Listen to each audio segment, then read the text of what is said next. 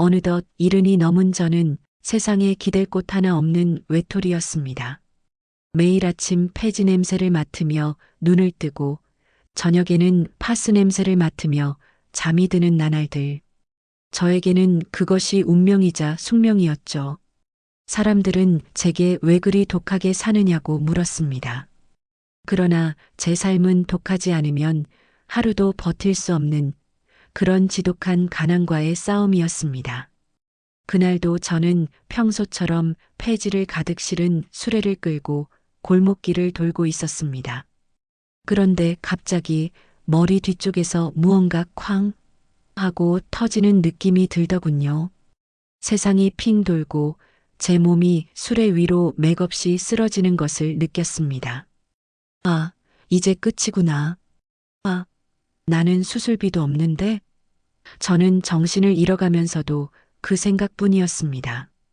의식이 돌아왔을 때 제가 누워있는 병실은 보호자 없는 서민 병실이 아니었습니다. 눈부시게 하얀 시트, 은은한 조명, 그리고 병원비 전액이 익명으로 결제되어 있었습니다. 누가 왜 저 같은 사람에게 이런 기적을 베푼 것일까요?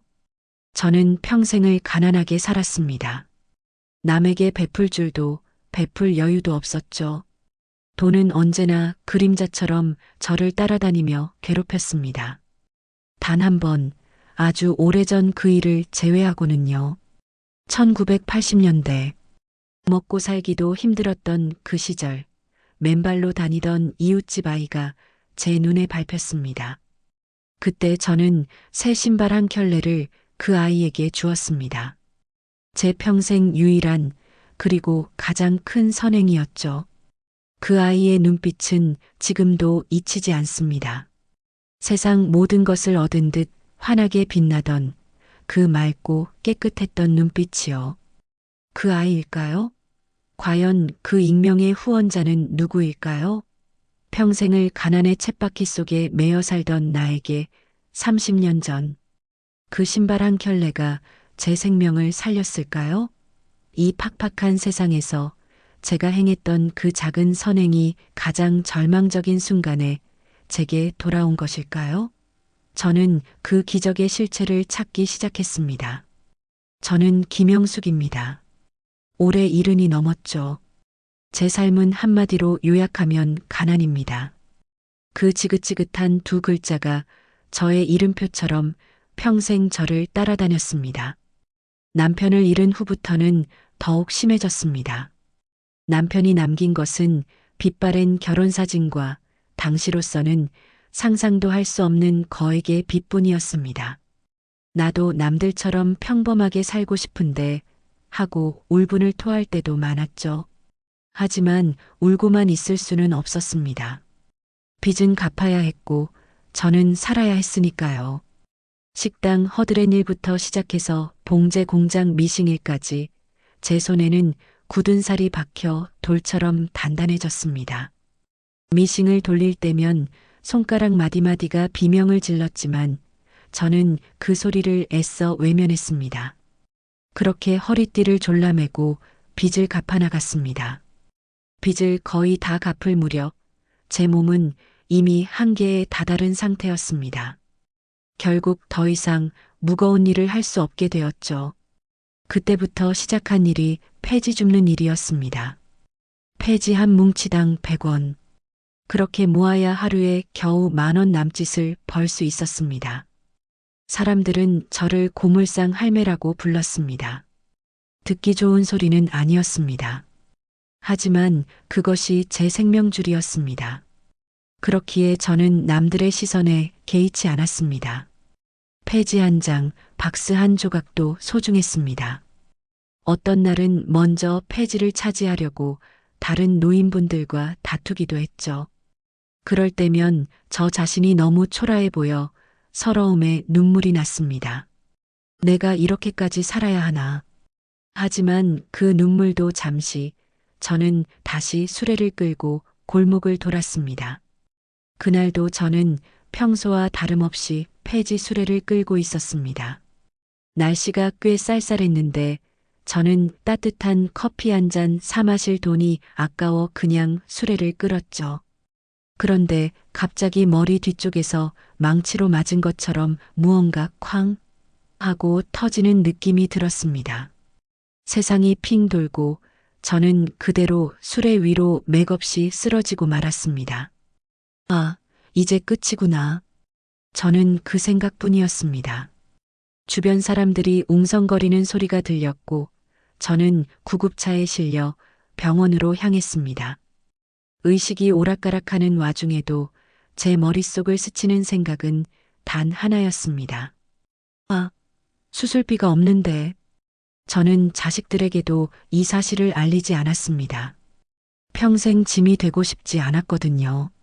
저는 남편 사후 혼자 꿋꿋하게 살아온 것을 자랑으로 여겼지만 결국 제 굳은 자존심이 마지막 순간에 저를 홀로 만들고 말았던 겁니다. 그냥 여기서 눈을 감자. 깨어나지 말자. 저는 그렇게 포기하려 했습니다. 저는 보호자가 없는 환자였으니까요. 간호사들이 제 주변에서 보호자 연락이 안 돼요. 수술을 빨리 해야 하는데. 라고 속삭이는 소리가 들렸습니다. 제 심장은 급격히 멈춰가는 것 같았습니다. 그런데 그때 병원 복도에서 간호사에 다급하면서도 놀란 목소리가 들렸습니다. 그 소리는 제 흐릿한 의식 속으로 파고들었죠. 네. 방금 누가 결제를 했다고요? 수술비 전액을요? 익명으로요? 저는 제 귀를 의심했습니다. 익명? 수술비 전액을? 저는 눈을 크게 뜨려 했지만 몸은 이미 마비된 상태였습니다. 하지만 그 소리는 거짓이 아니었습니다. 제가 눈을 완전히 떴을 때 저는 생사를 오가는 수술을 무사히 마친 후였습니다. 병실 창문으로는 따스한 햇살이 들어오고 있었죠. 그런데 주변의 풍경이 너무나 낯설었습니다. 딱딱한 일반 병실이 아니었습니다. 은은한 클래식 음악이 흐르고 푹신한 침대와 개인 TV가 갖춰진 드라마에서나 보던 VIP 특실이었죠. 내가 죽어서 천국에 온 건가? 아니면 아직 꿈속인가? 저는 눈을 깜빡였습니다. 곧 간호사가 들어왔습니다. 저는 떨리는 목소리로 물었습니다. 여기 병실이 왜 이러죠? 수술비는 누가 낸 겁니까? 간호사는 환하게 웃으며 대답했죠. 환자분 운이 정말 좋으세요. 수술이 끝나자마자 신원 미상의 후원자분께서 병원비를 전액 대납하셨어요. 심지어 병원 측에 환자분을 가장 좋은 병실로 옮겨달라고 신신당부하셨답니다. 앞으로의 재활 치료비까지 전부 책임지시겠다고 했어요. 저는 멍하니 천장만 바라봤습니다. 익명의 후원자, 평생을 남에게 베풀지 못하고 살아온 저에게 하늘에서 뚝 떨어진 것만 같은 기적이었습니다. 하지만 동시에 미스터리였죠. 대체 누가 왜? 저의 이 기적은 어디서부터 시작된 것일까요? 저는 기억을 더듬기 시작했습니다. 제가 살면서 남에게 도움을 받았던 기억, 그리고 제가 남에게 도움을 베풀었던 기억. 그 중에서도 제 마음에 가장 깊이 남아있는 한 장면이 떠올랐습니다. 그건 바로 맨발로 흙바닥을 뛰어다니던 한 아이에 대한 기억이었습니다. 그것이 제 인생에서 유일한 선행이었죠. 이 기적은 분명 그 아이와 관련이 있을 거라고 저는 직감했습니다. 저는 침대에 누워 천장을 바라보며 30년도 더 된 과거를 떠올렸습니다. 제가 살면서 남에게 베풀었던 유일하고도 가장 큰 선행이었습니다. 그건 1980년대 제가 25살쯤 되었을 때의 이야기입니다. 그때 저는 남편과 함께 반지하 단칸방에서 살았습니다. 남편은 작은 공장에서 기술자로 일했고 저는 집에서 봉제 부업을 했죠. 먹고 살기는 했지만 늘 가난은 그림자처럼 저희를 따라다녔습니다. 오늘은 한숨 쉬지 말아야지 하고 다짐해도 돈을 세는 것보다 한숨 쉬는 날이 훨씬 많았습니다. 저희 집 바로 위에는 낡고 허름한 옥탑방이 있었습니다. 그곳에 이사 온 가족이 바로 박민순의 가족이었죠. 민순애는 저희보다도 형편이 더 어려워 보였습니다. 민수의 아버지는 몸이 많이 약하셔서 제대로 된 일을 못하셨고, 어머니는 식당에서 설거지 일을 하시며 간신히 생계를 유지하셨습니다. 그런데 그 집의 아들 민수가 제 눈에 자꾸 밟히기 시작했습니다. 민수는 당시 8살 정도였는데 늘 맨발로 흙바닥을 뛰어다녔습니다. 운동화는커녕 낡은 고무신조차 없었죠. 그 어린 나이에 무슨 죄가 있겠습니까? 민수야, 너 발 안 아프니? 이 참 바닥을 맨발로 어떻게 다녀? 제가 걱정되어 물으면 민수는 천진하게 웃으며 대답했습니다. 괜찮아요, 영숙 이모. 저는 발이 두꺼워서 안 아파요. 하지만 그 작은 발바닥은 시퍼런 흙먼지로 뒤덮여 있었고 굳은 살이 박혀 갈라져 있었습니다. 그 모습을 볼 때마다 제 가슴이 아파왔습니다. 저도 가난했지만 그래도 저는 신발은 신고 다녔으니까요. 나도 당장 쓸 돈이 없는데 누구를 도와주겠나 하고 외면하려고 했지만 그 아이의 맨발은 쉽게 잊히지 않았습니다. 저는 원래 낡은 신발을 버리고 새로 운동화를 사야 했습니다. 돈이 아까웠지만 봉제 공장에 출퇴근하려면 필요했죠. 그런데 문 앞에서 민수가 흙바닥에 나뭇가지로 그림을 그리고 있는 모습을 보니 도저히 제 신발을 먼저 살 수가 없었습니다. 그날은 유난히 날이 추웠습니다. 민수의 발은 빨갛게 얼어 있었고 입김을 불며 웅크리고 있었죠. 저는 그 자리에서 꼼짝할 수가 없었습니다. 새로 신발을 살 돈이 저에게는 얼마나 귀한 돈이었는지 모릅니다. 하지만 저는 결국 집으로 다시 들어갔습니다. 제게 필요한 돈이었지만 저는 그 돈을 가지고 아이의 신발을 사주기로 결심했습니다. 다음 날 저는 시장에 가서 민수 발에 딱 맞는 새 운동화 한 켤레를 사서 들고 나왔습니다. 신발을 들고 나오자마자 제 마음속에서 천사와 악마가 치열하게 싸우기 시작했습니다. 내가 돈이 어딨다고 남의 집 아이에게 새 신발을 사주니? 이번 달 생활비도 빠듯하잖아. 악마가 소리쳤습니다. 하지만 그때 민수가 저를 보고 환하게 웃으며 달려왔습니다. 영숙 이모, 어디 가요? 민수의 그 해맑은 웃음에 저는 망설임을 멈췄습니다. 저는 민수 앞에 쭈그리고 앉았습니다. 민수야, 이모가 너 주려고 새 신발 하나 샀다. 내 발에 맞을지 모르겠네. 저는 포장된 운동화를 민수에게 건넸습니다. 민수는 신발 상자를 멍하니 바라보더니 떨리는 손으로 상자를 열었습니다. 새하얀 운동화였습니다. 당시 최고 유행하던 흰색 바탕에 파란 줄이 그어진 운동화였죠. 민수는 신발을 보자마자 울음을 터뜨렸습니다. 이모, 고맙습니다. 정말 고맙습니다. 민수는 신발을 끌어안고 엉엉 울었죠. 저는 당황했습니다. 배가 고파도 울지 않고 친구들에게 놀림을 받아도 꿋꿋하게 참던 아이였습니다. 그런 민수가 신발 한 켤레에 그렇게 서럽게 울 줄은 몰랐습니다. 제가 민수의 등을 토닥이자 민수는 고개를 들고 눈물을 훔치며 대답했습니다. 아니요, 이 신발이 너무 좋아서요.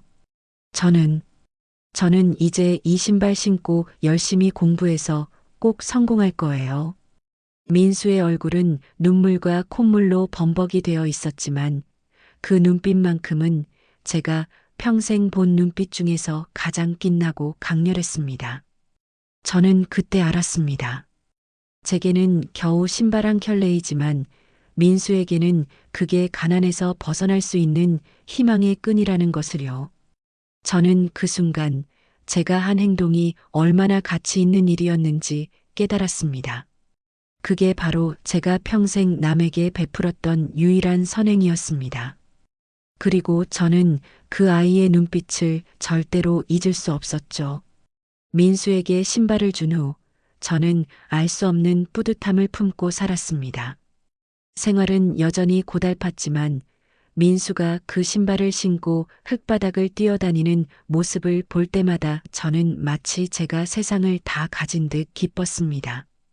민수는 그 신발을 정말 아꼈습니다. 더러워질까봐 평소에는 벗어들고 다니다가 학교에 갈 때만 곱게 신었죠. 그리고 저를 볼 때마다 90도로 허리를 굽혀 인사했습니다. 영숙 이모, 고맙습니다. 그 인사는 제게 하루를 버틸 힘이었습니다. 그래, 비록 나는 힘들지만 저 아이에게는 희망을 주었잖아 하는 생각이 저를 지탱했습니다. 하지만 그 행복은 오래가지 못했습니다. 몇 달 후 민수네 가족은 야반도주하듯 옥탑방을 떠났습니다. 민수의 아버지가 병세가 악화되어 시골로 내려가 요양을 한다더군요. 민수야, 잘 가. 잊지 말고 꼭 성공해야 한다. 저는 눈물을 글썽이며 민수의 손을 잡았습니다. 민수는 낡은 여행 가방을 들고 저를 바라봤습니다. 민수는 그날도 그 흰색 운동화를 신고 있었습니다. 신발은 이제 흙먼지가 잔뜩 묻어 있었지만 여전히 민수의 발을 감싸고 있었죠. 민수는 눈물을 참고 고개를 끄덕였습니다. 네, 이모. 이 신발 절대 안 버릴 거예요. 꼭 성공해서 이모한테 은혜 갚으러 올게요. 그 말이 민수와의 마지막 대화였습니다. 은혜를 갚겠다는 그 작은 아이의 말이 제 귀에는 어찌나 크게 들렸는지 모릅니다. 그 후로 30년이 넘는 세월이 흘렀습니다. 제 삶은 더욱 힘들어졌고 민수는 제 기억 속에서 희미해지는 듯 했습니다. 저는 폐지를 주울 때마다 내가 왜 저 아이에게 새 신발을 주었을까? 차라리 그 돈으로 내 끼니나 챙길 걸 하는 후회를 하기도 했습니다. 가난은 사람을 그렇게 비관적으로 만들었죠. 하지만 아주 가끔 너무 힘들 때면 그날 신발을 받고 울던 민수의 눈빛을 떠올렸습니다. 그러면 제 마음속에 작은 위로가 생겼습니다. 그래도 나는 살면서 남에게 좋은 일을 한 번은 했어. 인과응보가 있다면 나에게도 좋은 일이 오겠지. 이제 저는 병실에 누워 미스터리한 도움을 받고 있습니다. 저는 이 모든 것이 혹시 민수 때문이 아닐까 하는 희미한 기적의 기대를 품기 시작했습니다. 그러나 30년이 넘는 세월, 그 작은 아이가 저를 기억이나 할까요? 게다가 1,000만 원이 넘는 수술비를 대줄 정도라면 그는 엄청난 성공을 거두었을 텐데 말입니다. 저는 저와 민수가 다시 만날 가능성은 거의 없다고 생각했습니다.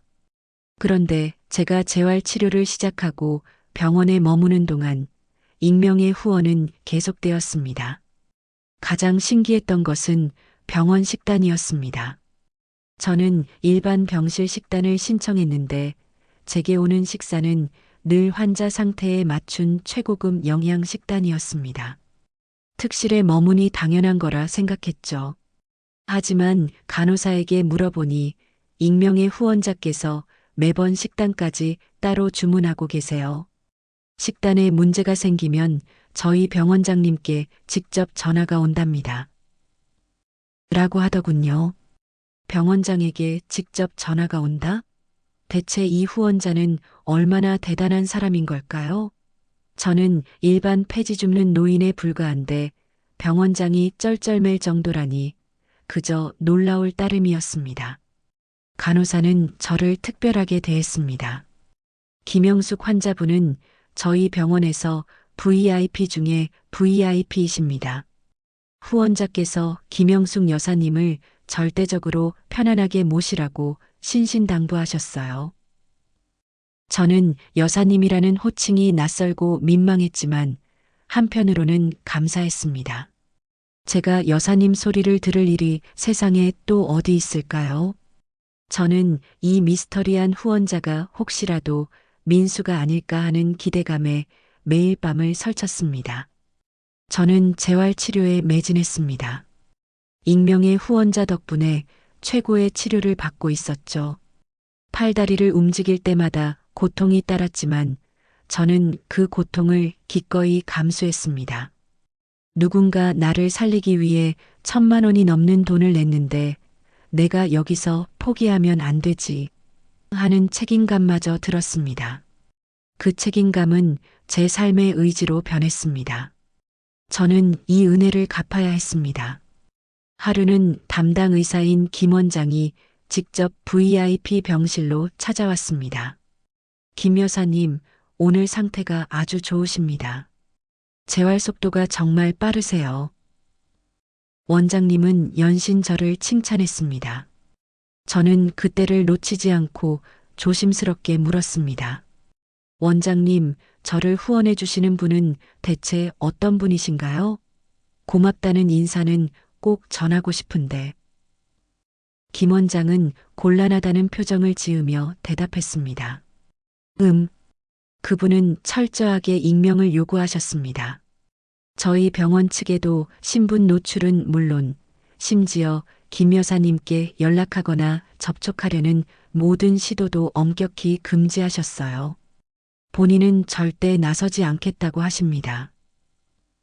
원장님의 말에 저는 실망했습니다. 민수에게 은혜를 갚는 기회조차 주어지지 않는구나 싶어 서글펐습니다. 하지만 김 원장은 조심스럽게 몇 가지 힌트를 주었습니다. 다만 그분께서 한 가지 조건을 내걸기는 했습니다. 저는 침을 꿀꺽 삼키며 원장님을 바라봤습니다. 저희에게 김 여사님의 삶의 이야기를 주기적으로 보고해 달라고 하셨습니다.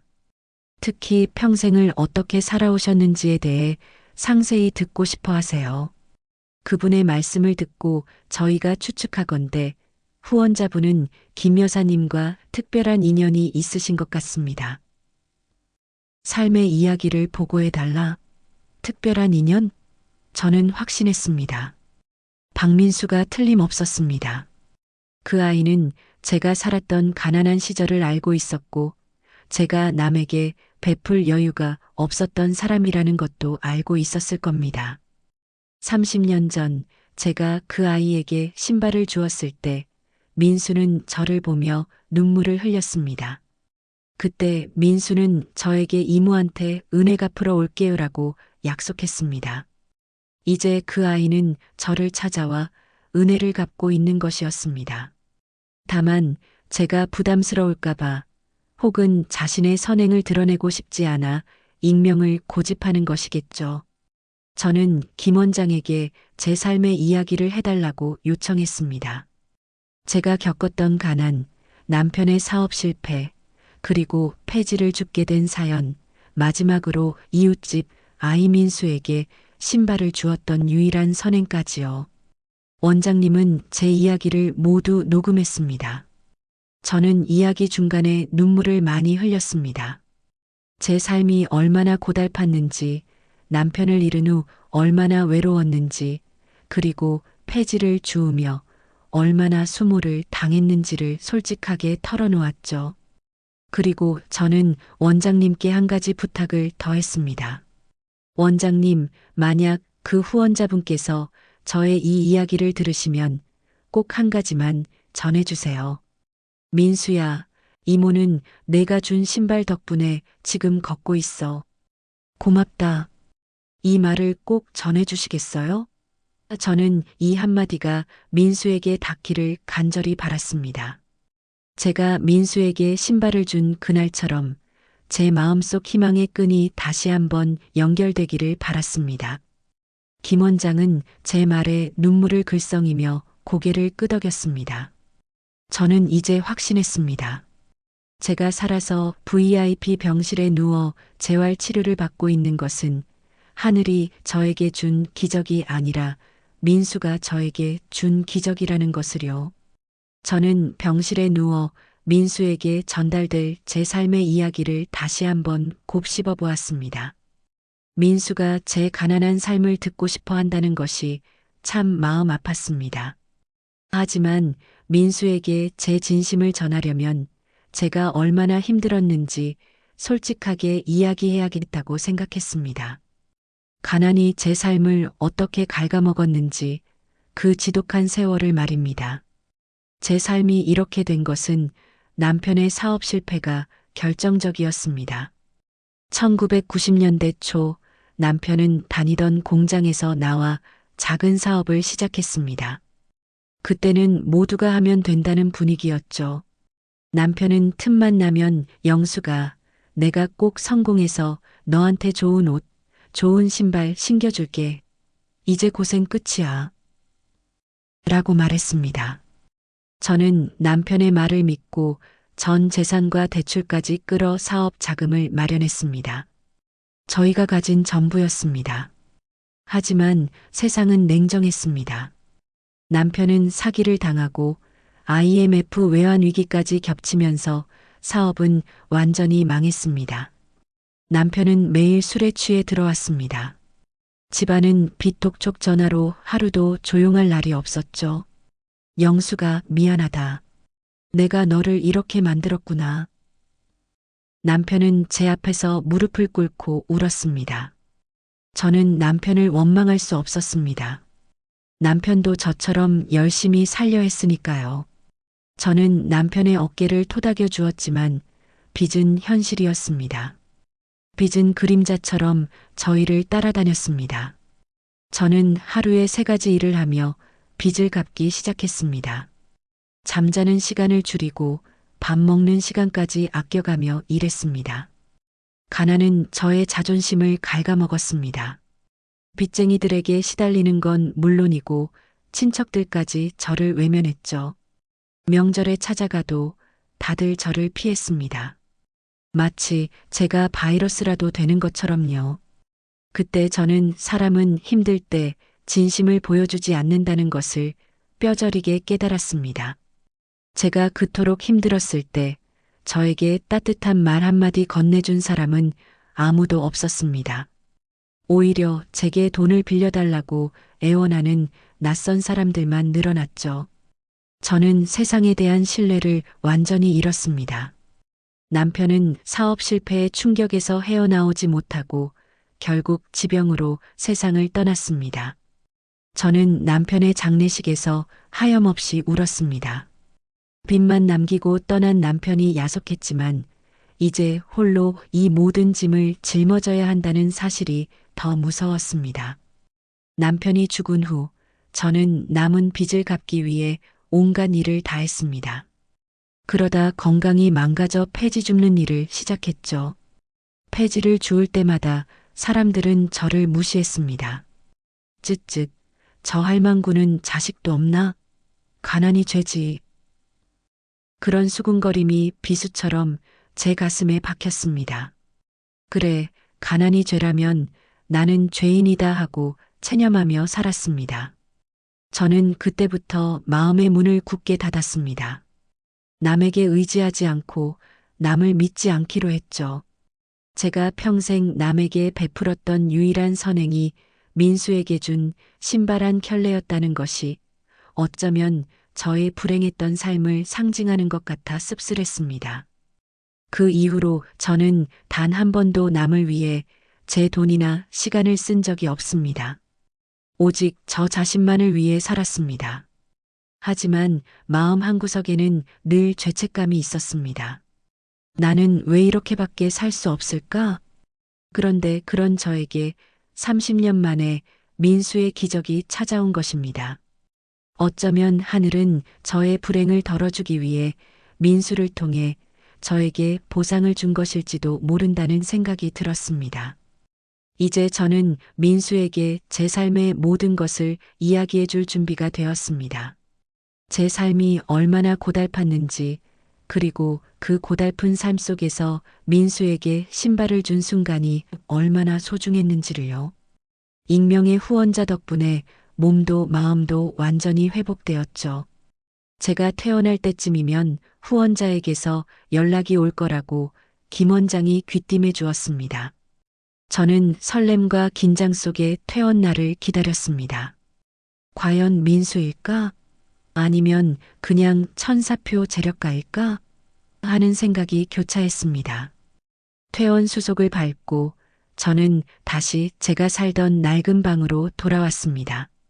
비록 VIP 병실에서 지냈지만 저에게 가장 편안한 곳은 익숙한 제 방이었습니다. 구석에는 폐지를 가득 실은 수레가 덩그러니 놓여 있었죠. 저는 수레를 바라보며 다시 한번 감사의 눈물을 흘렸습니다. 이 수레가 아니었으면 저는 폐지를 줍다 길바닥에서 죽었을지도 모릅니다. 이제 이 수레도 그만 놓아줘야 할 때가 왔구나 하는 생각이 들었습니다. 저는 쓰러지기 전 마지막으로 주었던 폐지 더미를 정리하기 시작했습니다. 박스와 신문지, 캔들이 뒤섞여 퀴퀴한 냄새가 났습니다. 폐지를 하나하나 정리하며 저는 그 속에서 낡고 구겨진 종이 한 장을 발견했습니다. 버려진 책 사이에 끼어 있었는데 꽤 오래된 사진이었습니다. 흙먼지에 뒤덮여 있었지만 종이 재질이 꽤 두꺼워서 찢어지지 않고 남아 있었습니다. 저는 손을 멈추고 사진을 조심스럽게 펼쳐보았습니다. 그 사진은 저의 28살 모습이었습니다. 그리고 제 옆에는 민수가 서 있었습니다. 사진은 저희 집 반지하 방 앞에서 찍은 것이었습니다. 아마도 민수가 떠나기 전 저에게 기념으로 찍어달라고 부탁했던 것 같습니다. 사진 속 저는 봉제 공장 작업복을 입고 있었고 제 옆에 민수는 해맑게 웃고 있었습니다. 그리고 민수의 발에는 제가 사준 그 흰색 운동화가 선명하게 보였습니다. 신발은 이제 많이 낡았지만 민수의 발에 딱 맞게 신겨 있었습니다. 저는 사진을 보자마자 눈물이 터져 나왔습니다. 30년이 넘는 세월 동안 저는 이 사진의 존재조차 잊고 살았습니다. 하지만 폐지 더미 속에서 제가 가장 절망적일 때 이 사진이 저를 찾아온 것이었습니다. 이 사진은 제가 민수에게 신발을 주었다는 결정적인 증거였습니다. 그리고 민수가 저를 잊지 않고 있었다는 가장 확실한 증거였지요. 사진 뒷면에는 삐뚤빼뚤한 글씨로 무언가가 적혀 있었습니다. 민수의 글씨였습니다. 영숙 이모 고맙습니다. 민수는 이 신발 신고 꼭 M&P 그룹 사장이 될 거예요. 그리고 이모 은혜 꼭 갚을게요. 1993년 3월 10일 박민수 드림. 저는 사진에 적힌 글을 읽고 온몸에 소름이 돋았습니다. M&P 그룹? 사장? 제가 쓰러지기 전 TV 뉴스에서 M&P 그룹의 박민수 사장이 재계에서 큰 활약을 하고 있다는 소식을 들었던 기억이 났습니다. 설마 그 박민수 사장이 저의 민수란 말입니까? 저는 심장이 터질 것처럼 뛰었습니다. 이 모든 기적이 단순한 우연이 아니었습니다. 민수가 저를 찾았던 것이었습니다. 저는 곧장 김 원장에게 전화를 걸었습니다. 떨리는 목소리로 사진 속 내용을 이야기했죠. 김 원장도 놀라움을 금치 못했습니다. 김 여사님, 드디어 그분의 정체를 알아내신 것 같습니다. M&P 그룹 박민수 사장님. 맞습니다. 그분이 바로 익명의 후원자이십니다. 김 원장은 곧 박 사장님께 연락을 드릴 테니 내일 병원으로 다시 와달라고 부탁했습니다. 드디어 30년 만에 민수를 만날 수 있게 된 것입니다. 다음 날 저는 김 원장의 부름을 받고 병원으로 향했습니다.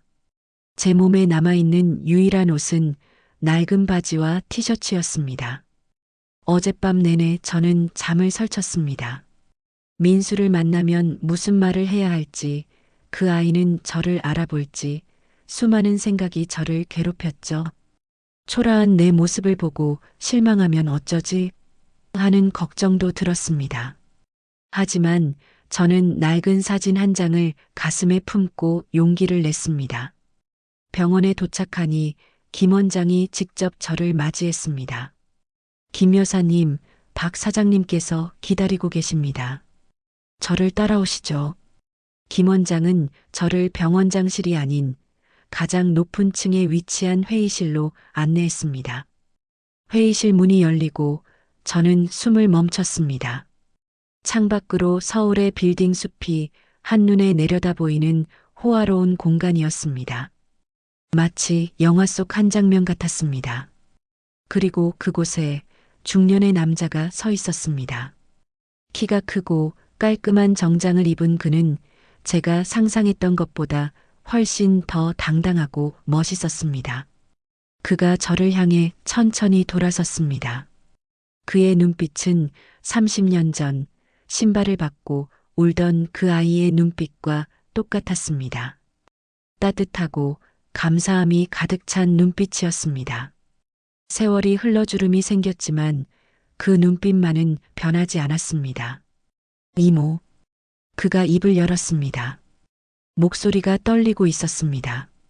민수야. 저는 저도 모르게 민수의 이름을 불렀습니다. 제 눈에서는 이미 눈물이 쏟아지고 있었습니다. 민수는 두 걸음에 저에게 다가왔습니다. 그리고 무릎을 꿇고 제 손을 잡았습니다. 영숙 이모, 이모, 제가 너무 늦었습니다. 정말 죄송합니다. 민수는 제 손등에 눈물을 떨구었습니다. 저는 민수의 머리를 쓰다듬었습니다. 민수야, 아니야. 내가 뭐가 죄송해. 이모는 내 덕분에 살았어. 고맙다, 정말 고맙다. 민수는 고개를 들고 눈물을 닦았습니다. 그리고 자신의 이야기를 시작했습니다. 민수네 가족은 시골로 내려가서도 힘든 나날을 보냈다고 했습니다. 하지만 민수는 제가 준 신발을 신고 매일 새벽산에 올라가 공부를 했다고 합니다. 이모가 저에게 주신 신발은 단순한 신발이 아니었습니다. 가난한 저에게도 희망을 가질 수 있다는 것을 알려준 증표였죠. 저는 그 신발을 볼 때마다 이를 악물고 공부했습니다. 이 신발을 주신 이모께 꼭 은혜를 갚아야 한다는 생각 하나로 버텼습니다. 민수는 M&P 그룹의 말단 사원으로 시작해 밤낮 없이 일하며 기적처럼 지금의 사장 자리에 올랐다고 했습니다. 성공하고 나서 제일 먼저 한 일이 이모를 찾는 것이었습니다. 하지만 이모는 이미 이사를 가신 후였죠. 제가 전국을 수소문했습니다. 그러다 며칠 전 이모께서 폐지를 줍다 쓰러지셨다는 소식을 듣고 제가 바로 병원비를 결제했던 것입니다. 익명으로 한 것은 이모께서 혹시라도 부담스러워 저를 피하실까봐 그랬습니다. 저는 민수의 진심에 눈물이 쏟아졌습니다. 폐지 더미 속에서 발견된 낡은 사진 한 장과 30년 전에 헌 신발 한 켤레가 이렇게 기적을 만들어낸 것입니다. 민수는 제 앞에서 울면서 말했습니다. 이모, 제가 M&P 그룹 사장이 될 수 있었던 것은 순전히 이모의 그 신발 덕분입니다. 이모의 작은 선행이 저를 살린 것입니다. 이제 저에게 이모는 단순한 이웃이 아닙니다. 저의 은인이시자 저의 어머니이십니다. 민수는 그날 저에게 헌신적인 사랑을 약속했습니다. 이모, 제가 이모를 위해 깨끗하고 따뜻한 집을 마련했습니다. 이제 폐지 줍는 일은 그만두세요. 남은 생은 제가 모시겠습니다. 저는 감히 민수의 제안을 거절할 수 없었습니다. 민수의 눈빛은 진심이었고 저는 그의 보살핌이 필요했습니다. 내가 나에게 이렇게까지 해줄 필요는 없어 하고 말하고 싶었지만 민수의 진심 앞에서는 입이 떨어지지 않았습니다. 저는 민수가 마련해준 서울 변두리의 아파트에 입주했습니다. 난생 처음 겪어보는 따뜻하고 쾌적한 공간이었습니다. 폐지 냄새 대신 은은한 꽃향기가 나는 새 집이었습니다. 민수는 매일 저에게 전화를 걸어 안부를 물었고 주말마다 저를 찾아왔습니다. 저에게 필요한 모든 것을 채워주었죠. 민수는 저를 볼 때마다 이모, 제가 신발 갚는다고 약속했잖아요. 이제 이모는 저의 가족입니다. 라고 말하며 웃었습니다. 저는 민수에게 물었습니다. 민수야, 너는 정말 복 받을 거야. 내가 이렇게 나에게 베풀면 너는 하늘에서 더 큰 복을 받을 거야. 민수는 고개를 저었습니다. 아닙니다, 이모. 저는 복을 받은 것이 아니라 저의 어머니를 찾은 것입니다. 이모가 저에게 희망을 주셨을 때 저는 그때 세상의 모든 것을 얻었습니다. 저에게 가장 소중한 분이 이모입니다. 저에게 희망을 주신 이모께 제가 해드릴 수 있는 것은 이것밖에 없습니다. 민수의 말에 저는 눈물을 흘렸습니다. 저는 평생을 가난과 싸우며 남에게 베풀 여유가 없었던 죄책감을 가지고 살았습니다. 하지만 민수는 저의 작은 선행을 희망이라는 가장 큰 가치로 되갚아 주었습니다. 민수는 제가 겪었던 가난과 외로움을 누구보다 잘 이해했기에 저에게 이런 극진한 보살핌을 베풀어 줄 수 있었던 것입니다. 저는 요즘 매일 아침 창밖을 바라보며 미소를 짓습니다. 이제 저는 폐지 냄새 대신 따뜻한 햇살 냄새를 맡으며 눈을 뜨고 파스 냄새 대신 은은한 커피 향을 맡으며 하루를 시작합니다. 30년 전 제가 민수에게 신발을 주었을 때 저는 저의 생명줄을 그 아이에게 건네준 것이었습니다. 그 생명줄은 30년이 지난 후 기적처럼 저에게 돌아와 저의 생명을 구원했습니다. 제 이야기가 이 세상의 모든 사람들에게 전해졌으면 좋겠습니다. 세상이 아무리 팍팍해도 사람은 사람 없이 살 수 없습니다. 그리고 작은 선행은 결국 언젠가 가장 큰 축복으로 돌아온다는 것을 말입니다. 저는 이제 민수의 가족입니다. 저의 마지막 삶은 민수가 준 신발 덕분에 가장 행복한 이야기로 채워지고 있습니다. 긴 사연 읽어주셔서 감사합니다. 이 세상 모든 분들이 작은 선행으로 큰 기적을 경험하시기를 바랍니다. 구독과 좋아요는 영상 제작에 큰 힘이 됩니다. 감사합니다.